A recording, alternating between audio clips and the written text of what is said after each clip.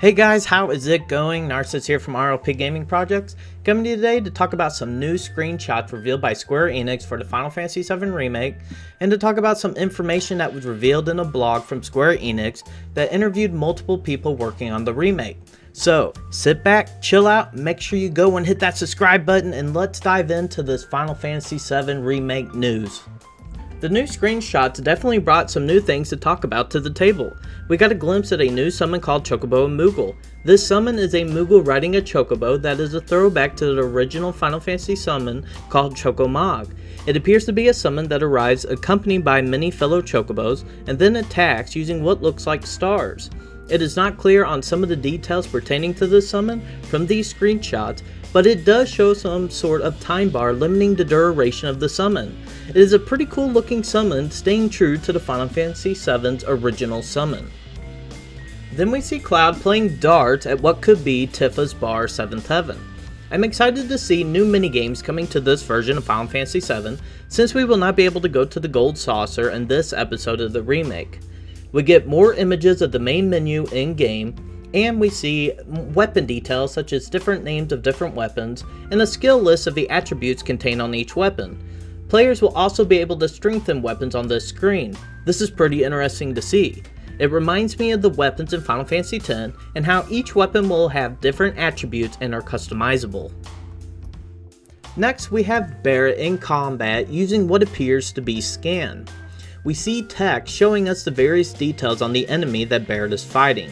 The details tell how much HP the enemy has, its strengths and weaknesses to different things, a brief description describing the monster itself, it shows different items that the character could win from fighting the monster, and finally XP points, AP points, and gil that will be dropped upon defeating the monster.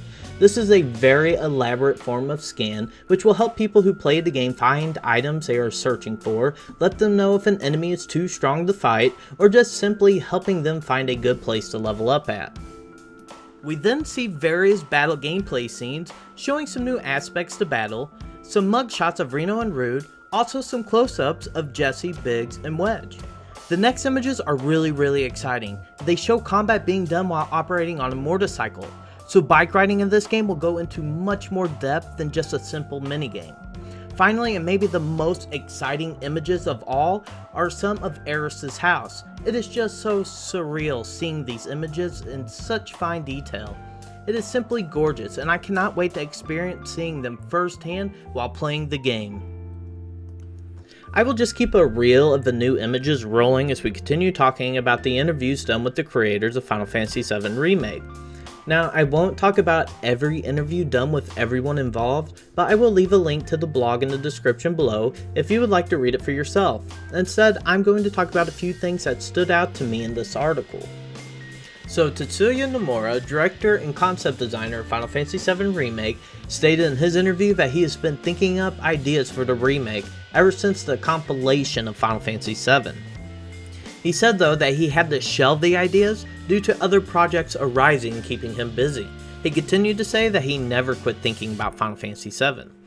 This is really good to hear.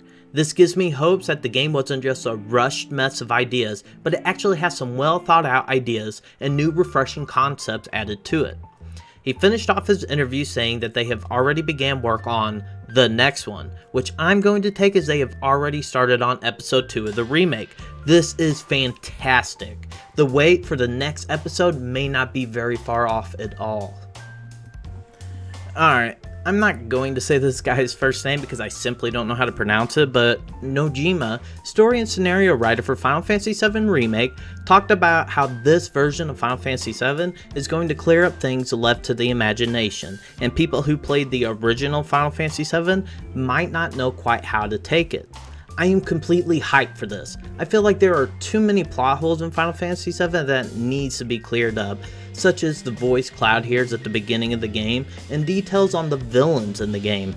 If you want to know what I'm talking about in regards to information about the villains, then check out my The True Villain of Final Fantasy VII video that I will leave a link to in the description below.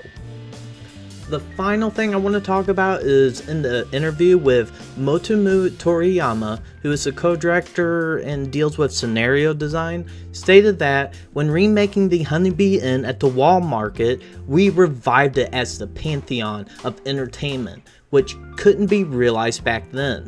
This sounds amazing, and it sounds like it'll be the gold saucer of episode 1 of the Final Fantasy VII Remake, where all the mini-games will mostly be located at. But god, there's just so much coming out to be hyped about for Final Fantasy VII Remake. Please, let it be March 3rd, so that we can finally get our hands on this game. Ugh. But with that, we are going to end this video, everyone. I hope that you guys find this new Final Fantasy VII information as enjoyable as I did. Make sure to give the video a huge thumbs up, smash the subscribe button, ring-a-ding that notification bell to stay notified on future videos, and until the next project, everyone, take it easy. I'm out.